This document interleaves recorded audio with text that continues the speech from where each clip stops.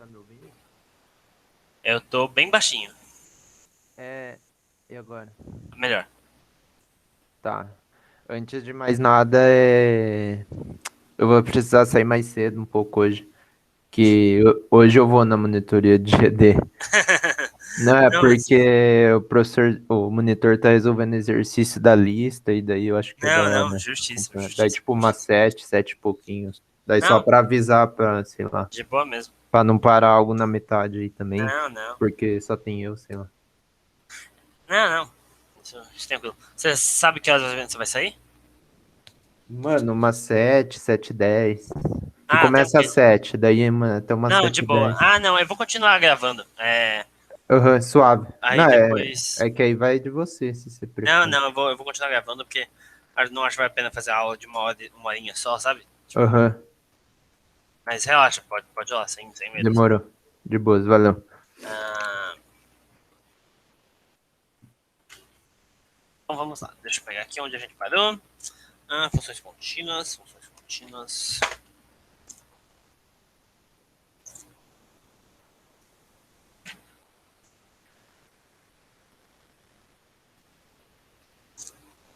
Tá.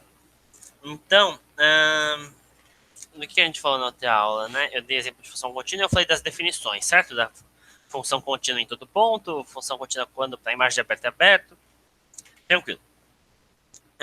Então, agora a gente pode dar alguns exemplos de função contínua, certo? Então, só para relembrar, a gente vai dizer que f é de x em y, onde x e y são espaços topológicos, é contínua quando é, para todo v, para todo u aberto em y, a pré-imagem de u for aberto em x. Beleza. E aí tá. Exemplos de função contínua, a gente tem a função identidade, certo? F de x em x, que pega x e leva em x. Ela é contínua porque se eu pego um aberto em x e faço a pré-imagem, a pré-imagem é esse mesmo aberto, certo? Então, em particular, é um aberto. Intuitivamente, a função contínua, a identidade é contínua porque se eu mexo um pouco o ponto em que eu estou aplicando a função identidade, como a imagem é o mesmo ponto, então a variação que eu vou ter na imagem é pequena também, se eu vario um pouquinho a imagem, certo? Um outro exemplo de função contínua, que é tipo, bem não formal, assim, seria a função temperatura. Se eu estou no globo terrestre, certo? Que é um globo, por favor, não é plano. Acho que é bom frisar isso, assim. Se eu estou no globo terrestre, negócio assim, sei lá. Fui apagar, ficou pior ainda. E eu escolho um ponto da superfície. Para cada ponto da superfície, eu tenho uma temperatura associada, certo? Eu consigo uma temperatura. E se eu ando um pouquinho pro lado,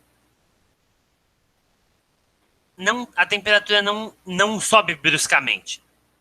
Tipo assim, é que é foda. Se você começa a chegar perto de um reator nuclear pegando fogo, tudo bem, a temperatura vai subir muito rapidamente. Mas não tem como você chegar perto do reator nuclear pegando fogo e a temperatura do nada ir de 0 para 300. Não dá, não dá. A temperatura sempre vai subir de maneira contínua, ela vai fazer um gradiente, certo? Ela vai esquentando aos poucos. Pode ser que seja muito rápido, pode ser que, tipo, um passinho que você dê já fique muito quente. Mas, ao longo desse passo, a temperatura vai aumentando. E é isso que significa a função ser contínua. Certo? Por mais que existam variações bruscas, as variações elas não são repentinas. Tipo, você vai sentindo esquentando conforme você vai chegando perto, ou esfriando. né? Se você chegar perto de uma massa de gelo gigantesca, assim, por exemplo. Então, isso significa que a temperatura é uma função contínua. Outra função contínua, por exemplo, é a pressão. E a pressão é até mais fácil de ver, certo? Porque a pressão depende da altura. E... não, é que a pressão é mais complicada, porque existem canyons, né? Tipo, um canyon é uma descida reta, vertical. Então tá, ok, se você a pressão talvez não seja contínua. Mas a temperatura de fato é. Eu digo que a pressão talvez não seja contínua porque a pressão depende da altura. E existem lugares na Terra que são canyons, né? Que são descidas verticais. Então, se você andar um pouquinho, se você estiver bem na beiradinha do canyon, pode ser que se você andar um pouquinho, você caia do canyon e a temperatura, e aí a pressão despenca. É, mas aí também tem a história, tipo, sei lá, você tá lá em cima e na hora, o tempo que você vai cair vai variar conforme o tempo também, sei lá. Dá bem Daí chegar acho que desse vai jeito. ser contínuo também, sei lá. Talvez dê bem chegar desse jeito. Mas em função do espaço, eu acho que não tem cara de ser contínuo. Ah, Em tá. função somente do espaço que você anda. Aham. Ah, tá. Isso é uma coisa importante. Composição de funções contínuas é contínua, certo? Por quê? Eita, desgraça. Não é pra ter feito isso, não. Volta. Composições de funções contínuas é contínua. Por quê? Porque se eu tenho um espaço X grande, tem um espaço X, eu tenho um espaço Y, eu tenho um espaço Z, certo? X, Y e Z.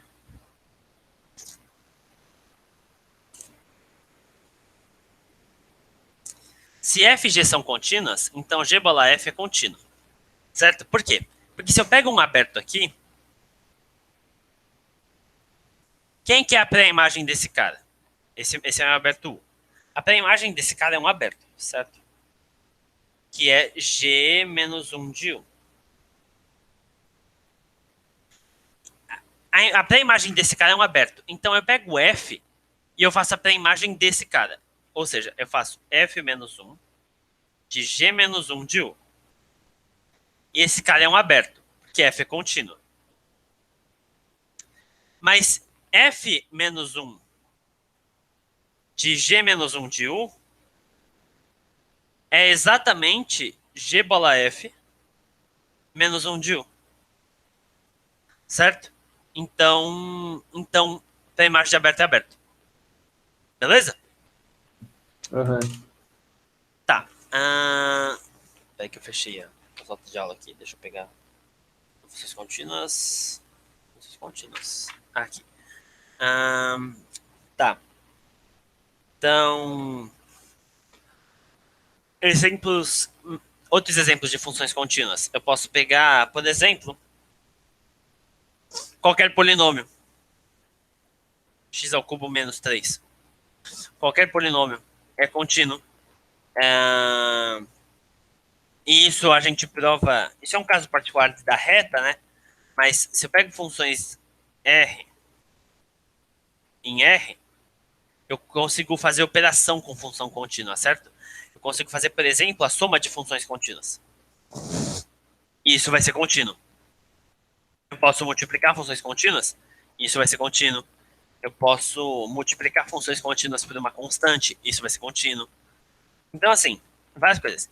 Em particular, como a função identidade é contínua, a função x quadrado é contínua, porque ela é a identidade vezes ela mesma.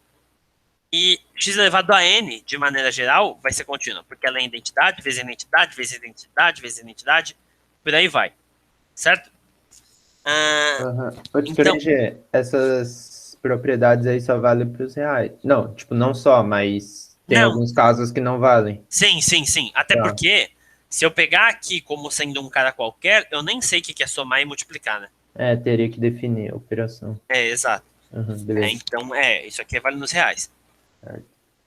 Então, se eu tenho f de x igual a x elevado a n para qualquer n, isso é contínuo. Em particular, eu posso pegar polinômios. Por quê? Porque eu sei que isso é contínuo e isso é contínuo. Então, a soma vai ser contínua, por causa do que eu escrevi aqui. Certo? De fato, provar que essas coisas são contínuas é mais complicado, porque a gente teria que entender o que é uma função ser contínua em R. E, tipo, tudo bem, é exatamente a mesma coisa. Só que aí a gente teria que escrever explicitamente quem que é a topologia de R. A é aberto, se para todo X pertencente a existe um raio, tal que a bola centeada em X de raio R está contida em A. Beleza, essa é a topologia. Mas, tipo, e agora? Como é que a gente prova que uma função é contínua? A gente tem que pegar um aberto e fazer a pré-imagem e fazer a conta. Dá um trabalho que eu não vou fazer aqui e que, assim, qualquer curso de análise isso é feito. Assim, qualquer curso de análise isso é feito. Tá, então esses são exemplos de funções contínuas, por exemplo. Divisão também. Se você pega duas funções contínuas e divide, desde que g seja diferente de zero para todo x, né, tipo, g de x no caso, g de x diferente de zero para todo x, então f sobre g é contínuo.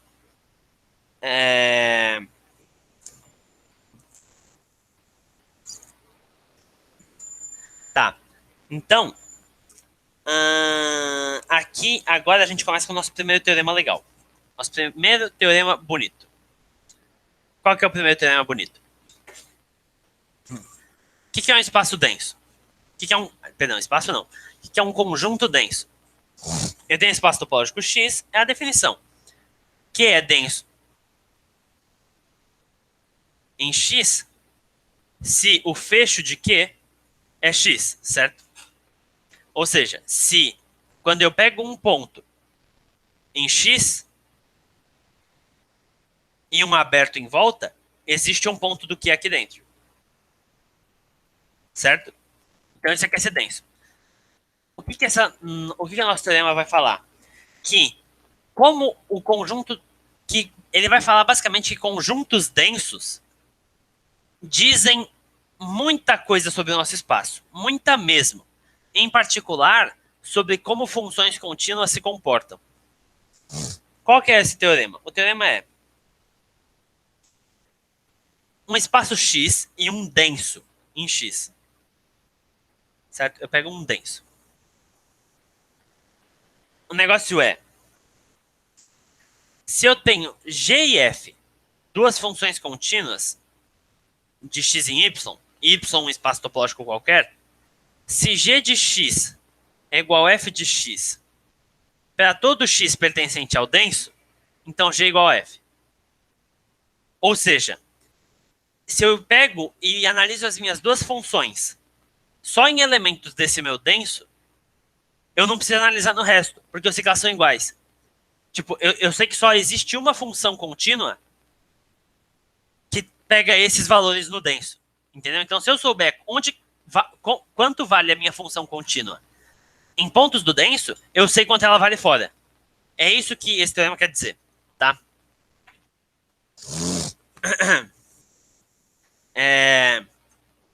Como que a gente prova essa bodega? Não é difícil. Ô, 3G, peraí. A função, ela tem que ser... Contínua. As duas contínuas. Ah, tá. Não é que eu tô com as notas abertas e eu confundi com aquele que leva denso em denso. Aí eu achei que tinha que ser sobre a ejetura. Não tem nada a ver, né? Não, não, não, não, não, não, Não, não, tá. não, não, não. Beleza. De fato, função contínua leva denso em denso, mas Aham. não é isso, assim. Tá, de boa. Mas eu sou burro. É claro que você confundiu. É porque eu li função contínua e denso e logo pensei nesse teorema, né? Só que não é esse teorema não é agora. O teorema que seria agora é de fato que imagem de contínua sobre a ejetura é denso. É só porque eu troquei a ordem porque eu não vi, assim. Ah, tá tranquilo, segue sua ordem. Sim. Mas, mas tá, Aham. vamos provar esse teorema já que eu já falei dele. Ahn, Cadê a demonstração dele? Eu não sei de cor. Demonstração, eu não sei decorar a demonstração das coisas. É,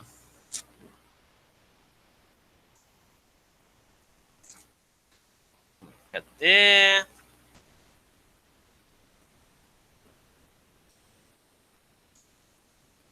Ahn, onde que eu... Onde que é a hora que demonstra isso? Aqui. Tá, é isso mesmo. Vamos supor que não, certo? Então, o que a gente vai fazer? A gente vai pegar um xzinho pertencente a xão, certo? Tal que f de x é diferente de g de x, certo? Então, a gente tem o x aqui, o y aqui, aí a gente tem o xzinho, e o g de xzinho, e o f de xzinho. Beleza. O que acontece? É...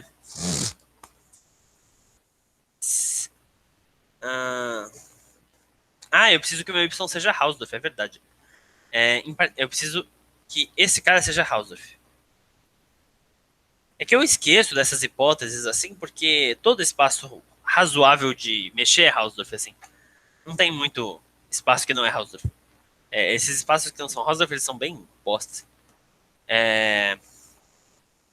Então tá. Então, meu y é Hausdorff. Por que eu preciso de y Hausdorff?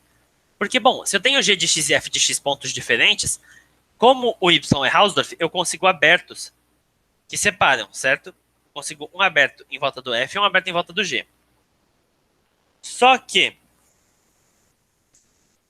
se eu pego para a imagem desse cara, vamos chamar esse de A e esse de B.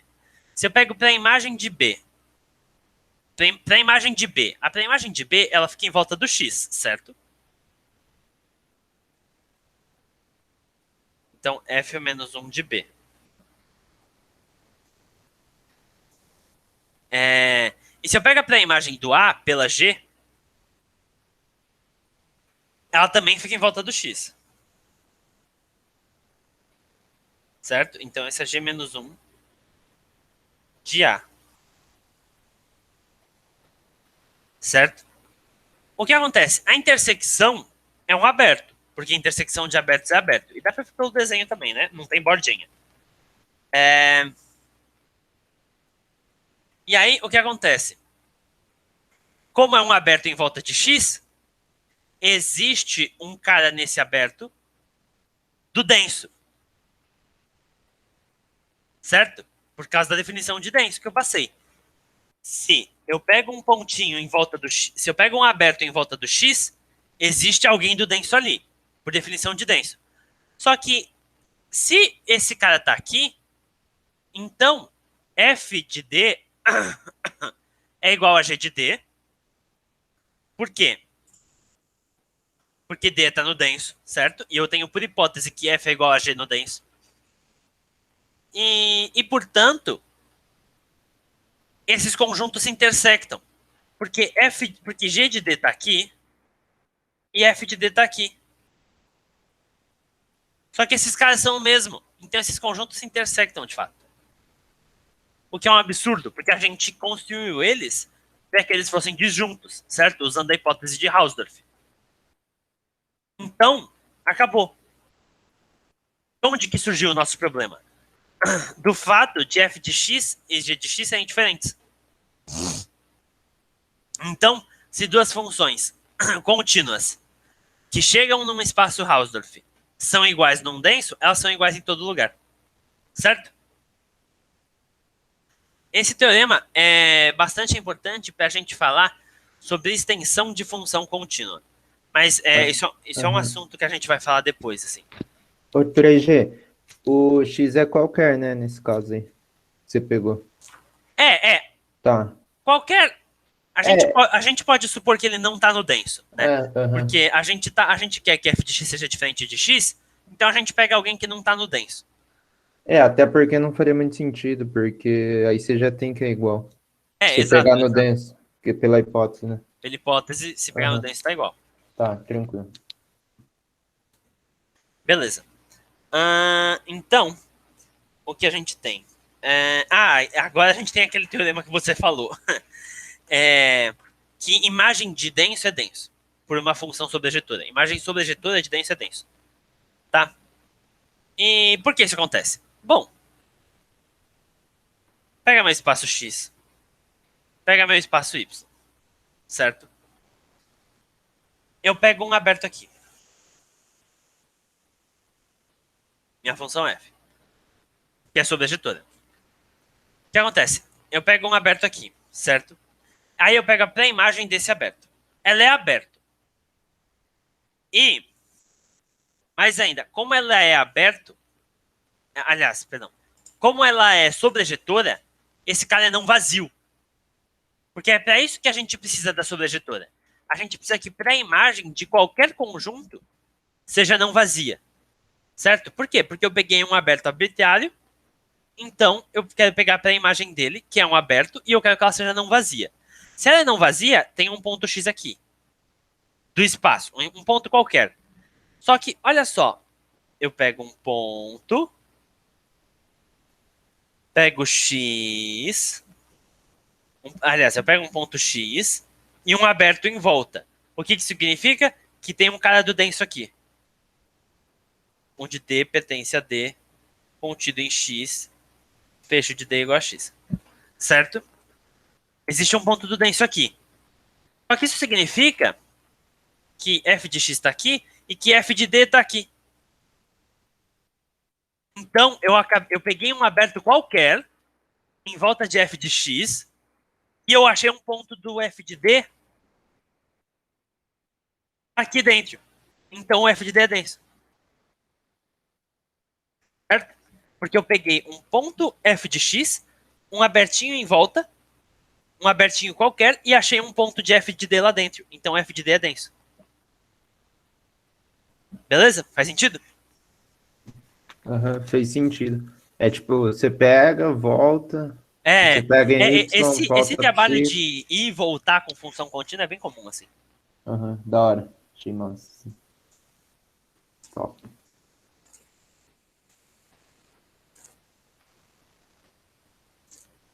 Tá, eu não vou falar disso agora, porque isso é sobre compactificação, um negócio que eu não sei se eu vou falar nesse curso.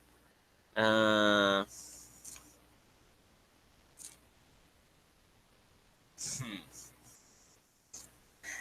Isso é interessantíssimo.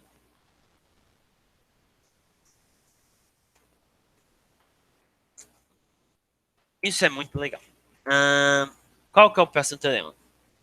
Esse é um teorema que ele é muito, muito, muito, muito, muito, muito, muito, muito, muito útil para fazer análise.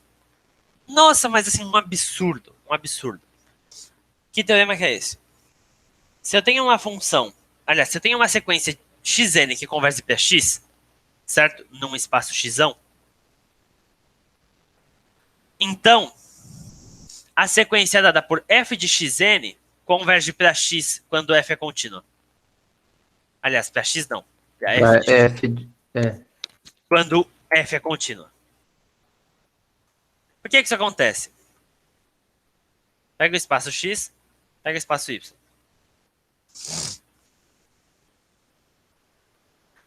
X, f de x, certo? Peguei o x, mandei para f de x. Pega um abertinho em volta.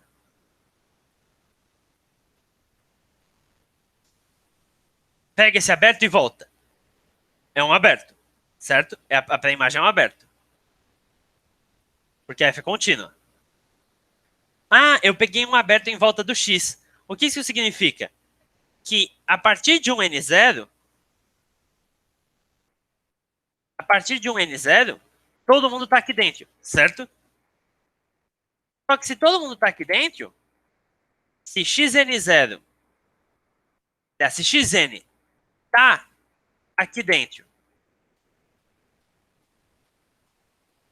para n maior ou igual que n0, então a imagem vai estar aqui. F de xn vai estar aqui dentro para todo n maior ou igual que n0. E acabou. Sacou? Aham, fez sentido. Só volta na hipótese, rapidão, por favor. A hipótese de que xn converge para x e f é contínuo. É, mas é que eu tô lendo aqui, tipo, ele fala que o X tem que ter base local enumerável. Ah, Calma. Qual proposição? 1.11. 2.1.11. Né? Ah, tá. Eu vi o próximo. Aí, É. aí eu fiquei, ué, mas onde que usa isso? Que lugar? Mas tudo bem. Ah, Ah, então. É porque se o espaço tem base local enumerável, vale a volta. Ah, Se o espaço tem base local enumerável, então, se para qualquer xn convergindo para x, eu tenho f de x convergindo para f de xn convergindo para f de x, então f é contínua. agora sim. Entendeu? Se o x tem base local enumerável, vale isso. Dá. Eu não sei se eu vou provar isso aqui. Não, tá Porque, tranquilo. A porque assim, demonstração aqui tá cheia de anotação aham, estranha. então, é uma conteúdo meio braba, assim. Acho que não é muito o intuito desse curso de dar só uma visão mais geral. Aham. É, porque eu tô gravando, né? Quando eu parar de gravar, aí se quiser, a gente tenta entender a demonstração junto. Tipo, em algum outro área, que você vai ter que ver a Não, monitoria, né? não, tá tranquilo, relaxa. Depois eu É, dou uma lida com calma, então, se qualquer coisa. tá. Ah, mas um corolário interessante, na real, desse teoreminha, da base local enumerável, é que, como todo espaço métrico possui base local enumerável, então todo espaço métrico você tem essa equivalência, né? Entre o conceito de ser contínua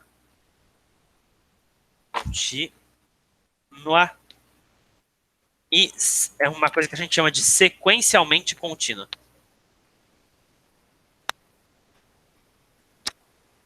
Contínua. Tá? Isso é equivalente em espaços métricos. Mano, isso parece muito útil, viu? Eu nunca vi isso. É bastante útil. E isso em espaços métricos, assim, Aham. isso é bem legal. Porque trabalhar com coisas sequencialmente contínuas é bem bom, assim. Porque sequência é muito importante em análise, de maneira geral. É, tá, então beleza. A gente viu coisas sobre funções contínuas. Isso é brabo, assim. Tá. E aí agora a gente vai criar extensões de funções contínuas. O que é estender uma função contínua, né? Se eu tenho uma função de x em y, certo? Uma função contínua. E aí eu pego um cara x', que contém o x, certo? Ele contém o x. Eu gostaria de construir uma função f' que vai de x' em y, tal que f' de x é igual a f de x se x pertence a x. Ou seja, é uma função que estende a f, certo? É uma extensão. Porque no conjunto que a gente já tinha, ela continua igual. No resto, a gente tem que criar, certo? A gente está estendendo ela para um domínio maior. E aí, Assim, acho que você vai falar, mas, tipo, tem um jeito certo de estender ou, tipo, você que define do jeito que você quer para essa parte que você está estendendo, assim? não existe um jeito certo. Não, tipo, certo, mas, sei lá, útil ou... Existem, não é explícito, mas existem Uhum. alguns teoremas sobre a existência de uma extensão. Certo. Porque não é garantia de que a extensão vai existir. Por quê? A gente pode sempre estender a função contínua, mas a gente quer que isso seja contínuo também. Faz sentido. Então, a existência de uma extensão contínua não é garantida se o x e o y são quaisquer. Entendeu? Porque eu poderia muito bem, sei lá, dizer que f de x é igual a x para todo x que não está em x. Sei lá, eu poderia escrever isso assim. Só que quem me garante que isso faz... Aliás, f', perdão. Quem me garante que... Quem me diz que isso garante que f' é contínua? Uhum. Certo? Isso não garante que f' é contínua. E, de fato, tem alguns teoremas que dizem pra gente quando que a extensão vai existir. E a gente vai falar um pouquinho deles. Certo. A pergunta é... Eu não sei se eu vou falar deles hoje. Por quê? Porque eles são complicados. Tipo, estupidamente complicados. Só que existe um jeito de explicar eles direito. E com desenho. E sem usar demonstração formal. E eu acho que eu vou pular isso por agora. E vou só explicar um pouquinho sobre extensões, dar alguns exemplos. e eu vou direto para homeomorfismo, para falar desses teoremas de extensão na aula que vem. Porque eu não sabia que a gente ia chegar neles hoje já, e eu não preparei as demonstrações. As demonstrações são complicadas. Tem um desenho que deixa elas razoáveis, mas elas são complicadas, assim. Então, acho que eu vou pular. Talvez eu fale de um deles, porque tem um deles que eu lembro da demonstração, mas tem outro que eu vou preferir, assim, não falar e abordar depois com mais calma.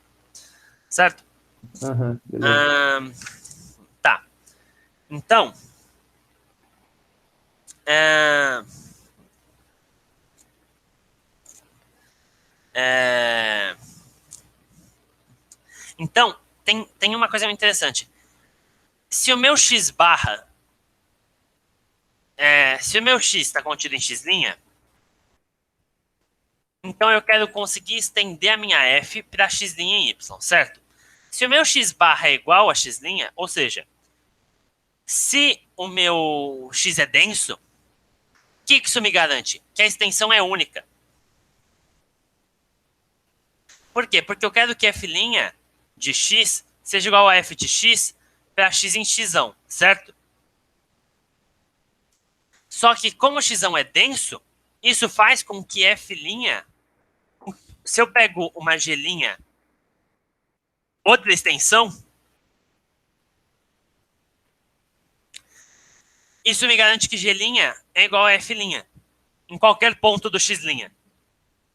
Então a extensão é única se o meu conjunto for denso. E é por isso que aquele teorema é importante. Que você consegue só uma extensão. Tá? E isso é legal, assim. É, É meio que o sentido de, tipo, ele é denso, aí, sei lá, você pega um X, aí você pega um cara perto desse X. Aí você vai aplicar, tipo, na F', e como ele é denso, tipo, esse cara. Eu não sei se. Acho que eu não vou conseguir ser claro aqui. Mas, repete. sobe ali, por favor, porque eu tenho que ficar olhando. Aí. É no sentido de, tipo, como o X é denso, sempre vai ter um cara do X' perto desse X. Tipo, para qualquer aberto que você pegar, né? Tipo, nesse Sim, sentido. sim. Aí. Como aí? Aí é tipo por isso, né, que ele vai ser.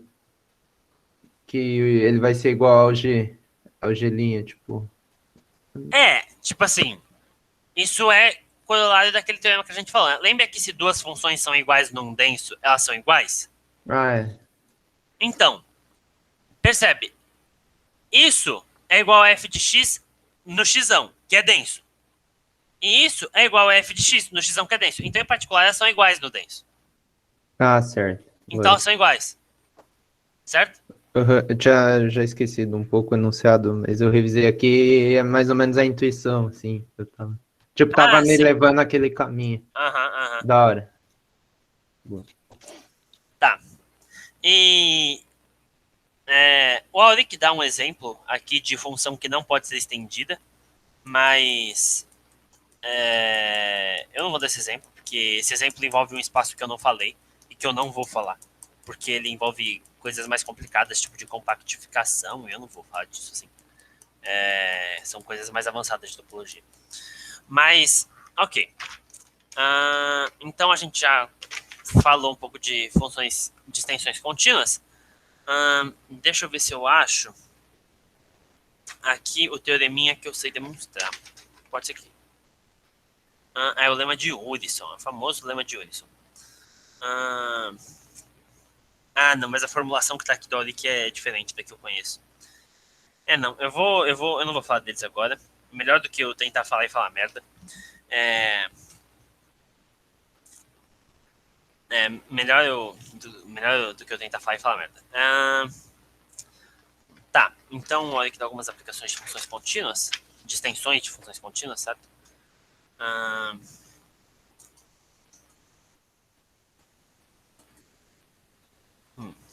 Mas aí precisa usar o lema de Urysohn, que eu não quero falar. Usa o lema de Jitsi, eu vou falar também. Lema de Jones também. Bom, tá. As aplicações de problemas de extensão são São complicadas, assim. São bonitas, dá pra gente fazer coisa legal, mas aí eu preciso dos teoremas sobre extensão, sobre existência de extensão. São coisas que eu não quero falar agora porque são mais pesadas. Certo? Mas vamos falar de coisa boa. Vamos falar do tópico mais bonito de topologia, certo? O que são homeomorfismos? Tá. Então a gente está na ideia de falar de função contínua, certo?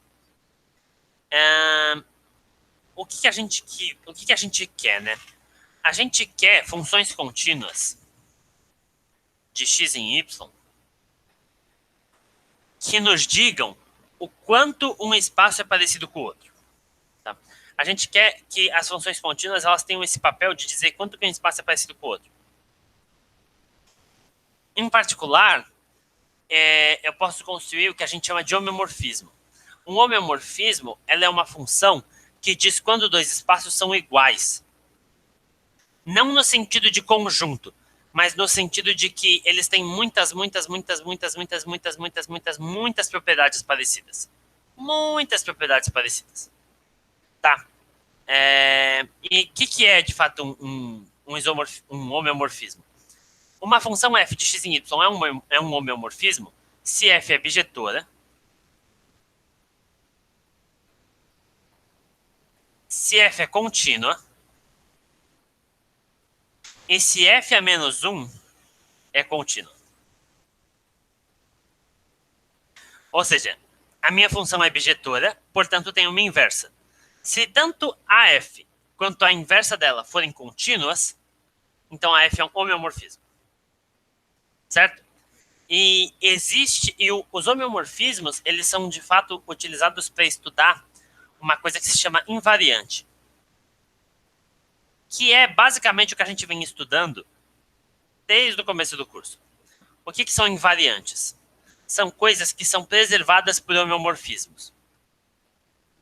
A gente diz que uma propriedade é um invariante se,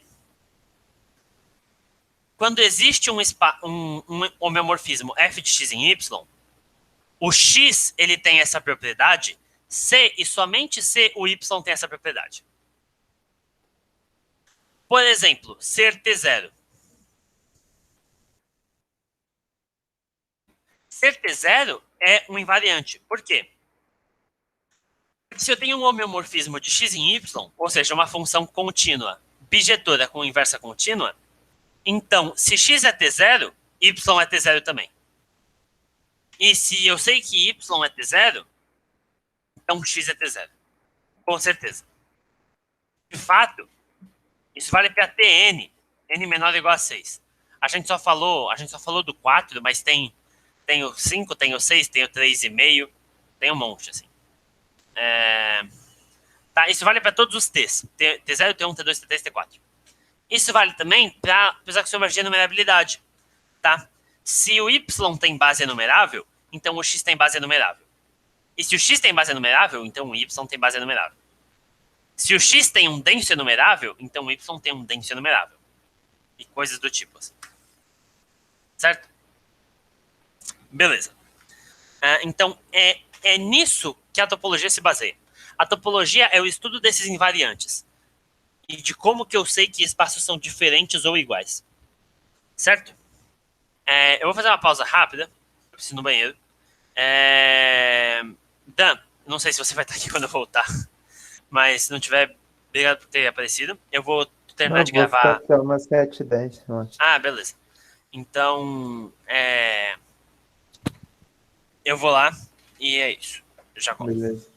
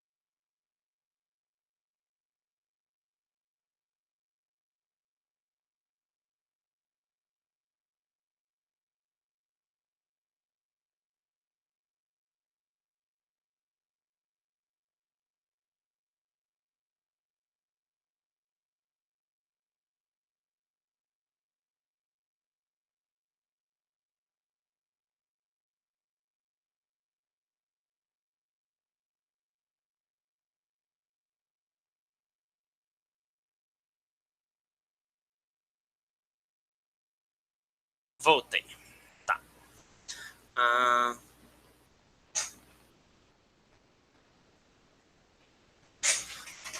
Então, tá. Vamos voltar aqui.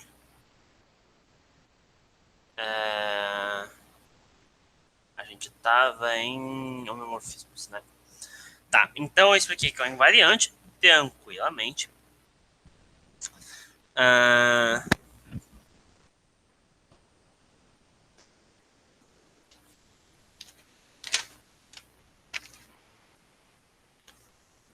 ah,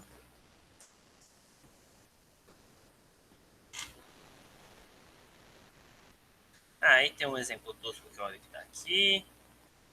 Ele fala de topologia da ordem. Eu não vou me enfiar nesses assuntos, assim. Topologia da ordem é uma coisa que não interessa. Essas coisas de topologia da ordem, elas são interessantes, mas não para um curso de topologia geral, assim. Isso é coisa que usa bastante teoria dos conjuntos e tal, que é a área do Leandro, né? Que é quem escreveu as notas de aula que eu tô usando. Mas, de fato, não é uma coisa que é atrativa, assim. Ele fala de coisas de... Nossa, ele só fala isso de homeomorfismo? É sério? Ele fala de ele define homeomorfismo e fala de putaria de teoria dos conjuntos. Ah, que legal. Tá, vamos falar de coisa boa. Ó, vamos dar mais algumas intuições sobre o que é homeomorfismo. Mano, Dan, de verdade, eu acho que você deu sorte, porque eu não quero começar produto. Eu não acho que eu vou começar produto na mesma aula, porque são assuntos muito diferentes, muito distintos. Eu acho que, tipo, é capaz que eu pare a aula agora e depois, tipo, grave outro vídeo pra fazer o resto. Aí você consegue sair e tal, sem terminar o assunto no meio. Que eu realmente não sabia que ele falava tão pouco de homeomorfismo, eu tinha esquecido já. Tranquilo. Mas o que é o homeomorfismo, de fato? O homeomorfismo, ele tem alguns invariantes de homeomorfismo que são muitíssimo interessantes. Por exemplo, se eu estou em R3, certo? Se eu estou em R3 eu consigo desenhar formas geométricas, certo? Por exemplo, eu consigo desenhar esferas. Consigo desenhar cilindros, certo? E o homeomorfismo, um dos invariantes é o número de buracos que uma forma geométrica em R3 tem. Por exemplo, eu pego uma esfera sólida, certo? Ela tem a parte de dentro toda. E eu pego um cilindro, que tem a parte de dentro toda também, inclusive as faces. Esses caras, eles são todos sólidos, certo? Eles não têm nenhum buraco, assim. Eles não têm, de fato, nenhum buraco. Então, eu não posso dizer que esses caras são iguais. Eu não posso dizer que esses caras são iguais. Para dizer que esses caras são iguais, eu teria que mostrar que existe uma função contínua de inversa contínua, certo? Mas os invariantes, eles nos dão propriedade, eles nos dão ferramentas para mostrar que espaços são diferentes. Por quê? Porque olha para esse cara aqui, esse famoso cara. Apresento para vocês o tório. O tório nada mais é do que uma rosquinha. Pensa uma rosquinha, sabe? Aquele negócio que parece um pão, que no meio tem um buraco, assim. Uma rosquinha. Esse cara e uma esfera, eles não são topologicamente equivalentes. Uma esfera com a parte de dentro. Eles não são topologicamente equivalentes. Por quê? Porque esse cara tem um buraco. A esfera não. Isso é invariante topológico, por exemplo. A quantidade de buracos. Muito difícil provar que isso é invariante. Bastante difícil mesmo. Eu nunca vi essa demonstração. Eu só sei da boca do povo, assim. Porque porque eu sei que é complicada. Porque você tem que falar de triangulação de superfícies. E aí lá vai para o lado de geometria, né? Lá vai para o lado de geometria. Peraí, tá ruim o nariz aqui. Ô, desgraça. Então, isso é um exemplo de invariante topológico, por exemplo. Isso é um exemplo de coisa que é preservada por homeomorfismos. vamos pegar algum outro exemplo. O número de partes da minha figura. Por exemplo, se eu pego uma esfera, ela é tipo formada de uma parte só, né? Só tem um blob, é uma esfera. Agora, se eu pego duas esferas, se eu considero como meu espaço as duas esferas são o meu espaço. Não é que cada uma é um espaço diferente, não. Elas são um espaço só. Esses caras são diferentes, topologicamente falando. Por quê? Porque aqui só tem um cara e aqui tem dois. Isso é o que a gente fala de preservar conexidade. Né? Mais ainda, de preservar número de componentes conexas. O que é uma componente conexa de um espaço? É um blob. É um blobzinho, assim. Tipo, se o meu espaço é um blob, então isso é uma componente conexa. Se o meu espaço é, tipo, esses dois blob, então esse blob e esse blob, cada um é uma componente conexa. É só isso. Conexar, tipo, esse negócio de conexo é de conectar. Então, percebe? As duas não estão conectadas, né? Então, elas são duas componentes conexas. Porque, tipo, são duas componentes separadas, assim. Esse negócio de número de componentes conexas é um invariante. O número de blobs que um espaço tem é um invariante. Por exemplo, uma outra coisa que é interessante falar sobre homeomorfismos. Eu pego x e y e eu tenho um homeomorfismo. Se eu pego um ponto x pertencente a x e um ponto y pertencente a y, e eu faço f de x tirando x. Aqui tem que ser o f de y. Aliás, o f de x. Em y tirando f de x, se isso é um homeomorfismo, isso tem que ser um homeomorfismo também. Se eu tirar um ponto dos dois, eles têm que continuar sendo homeomorfos. Tem que continuar sendo homeomorfos. E isso me dá coisas muito interessantes, como, por exemplo, se eu pegar em R2, eu estou em R2, certo? E eu pego o meu espaço como sendo os dois eixos. Desgraça. O meu espaço é os dois eixos. Ignora o que está fora. Meu espaço é só os dois eixos. E aí eu pego, por exemplo, sei lá, eu pego... Na real, aqui é mais geral do que isso. Eu não preciso nem tirar o f de x, eu posso tirar um y qualquer. Eu posso real tirar um y qualquer.